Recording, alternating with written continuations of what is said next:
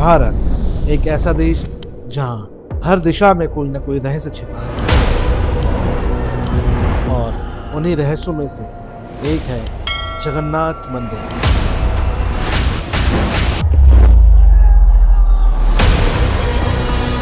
एक ऐसा मंदिर जहां ध्वज हमेशा हवा के विपरीत दिशा में लहराता है,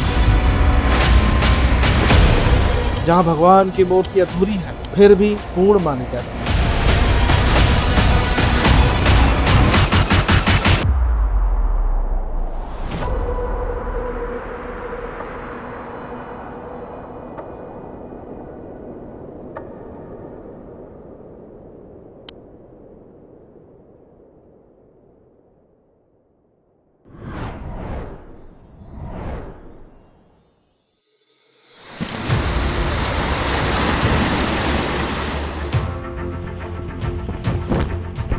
आइए जानते हैं मंदिर की रहस्यमयी कथा, जहां भगवान स्वयं एक दिव्य काष्ठ से प्रकट हुई थी। कहते हैं द्वापर युग के अंत में जब भगवान श्री कृष्ण ने अपना शरीर त्यागा तो उनका हृदय समुद्र में प्रभावित हो गया। कलयुग के प्रारंभ में राजा इंद्रद्युम्न को स्वप्न आया।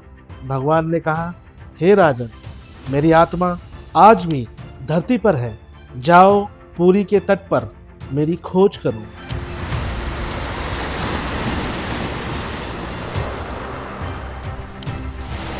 राजा को पुरी के तट पर एक दिव्य नीम की लकड़ी मिली। लकड़ी से इतनी दिव्यता निकल रही थी कि उसे छूना आसान नहीं था। राजा इंद्रद्युम्न ने संकल्प लिया कि वे इस लकड़ी से भगवान श्री जगन्नाथ, बालभद्र और सुभद्रा की मूर्तियां बनवाएंगे। तभी एक वृद्ध शिल्पकार वहां आए और बोले, मैं इसे भगवान का रूप दूंगा, लेकिन 21 दिन तक मुझे अकेला छोड़ना होगा। राजा और रानी ने स्वीकार किया और मूर्ति का निर्माण प्रारंभ हुआ। 15 दिन बीते और भीतर से कोई आवाज नहीं आ रही थी। रानी चिंतित हो गई। उन्हें लगा शिल्पकार मर न गया हो। उन्होंने राजा को आग्रह किया कि दरवाज़ा खोले।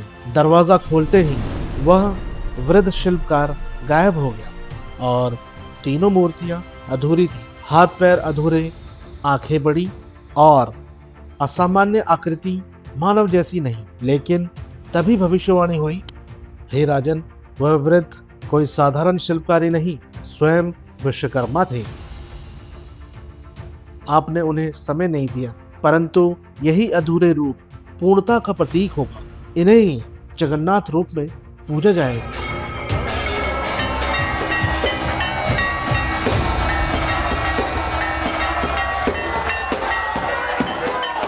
लकड़ी के भगवान का रहस्य न सिर्फ एक चमत्कारी कथा है, बल्कि वह भारतीय दर्शन, भाव, रूप और भावना के बीच के अंतर संबंध का सशक्त उदाहरण भी प्रस्तुत करता है। दारू ब्रह्मा रूप में जगन्नाथ की मूर्तियां हमें यह स्मरण कराती है कि दिखावट से परे आत्मिक अनुभव ही परम सत्य है। विश्वकर्मा और लकड़ियों की मूर्ति की कहानी वह पुरी के श्री जगन्नाथ मंदिर से जुड़ी सबसे रहस्यमयी और आध्यात्मिक कथा मानी जाती है। यह कहानी हमें न केवल एक अद्भुत चमत्कार की झलकी देती है, बल्कि ईश्वर की लीला, भक्त की परीक्षा और विश्वकर्मा देव की दिव्यता को भी उजागर करता है। हर वर्ष स्नान पूर्णिमा के दिन श्री जगन्नाथ, बालभद्र और सुभद्रा को पवित्र जल से स्नान कराया जाता है। इस दिन को स्नान यात्रा कहते हैं।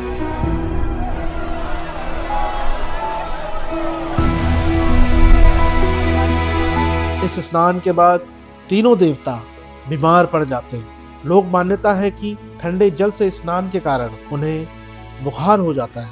इसके बाद 15 दिनों के लिए मंदिर के द्वार बंद हो जाते हैं। इस समय को अनासरा काल कहा जाता है।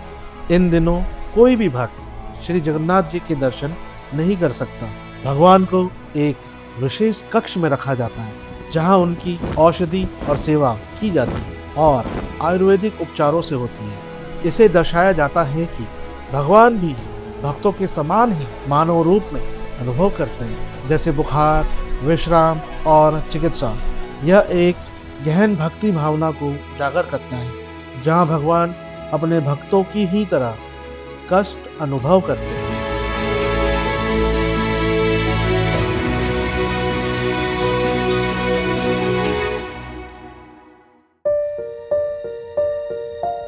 अनासरा के कुछ ही समय बाद प्रसिद्ध रथ यात्रा होती है। रथ यात्रा में रस्सियां अपने आप ही चलती है, जैसे कोई अदृश्य शक्ति रथ को खींच रही हो। क्या आप जानते हैं, मंदिर का ध्वज हमेशा हवा के विपरीत दिशा में लहराता है। सुदर्शन चक्र आपको हमेशा सीधा ही दिखता है। हर दिन लाखों को महाप्रसाद मिलता है, पर कभी अधिक नहीं होता, ना ही कम। ऐसा माना जाता है कि स्वयं भगवान विष्णु प्रसाद को ग्रहण करते हैं। अगर आपको यह रहस्यमयी कहानी पसंद आई हो तो वीडियो को लाइक करें, शेयर करें और चैनल को सब्सक्राइब करना ना भूलें। नई कथाओं के लिए बेल आइकन दबाएं। जय श्री जगन्नाथ।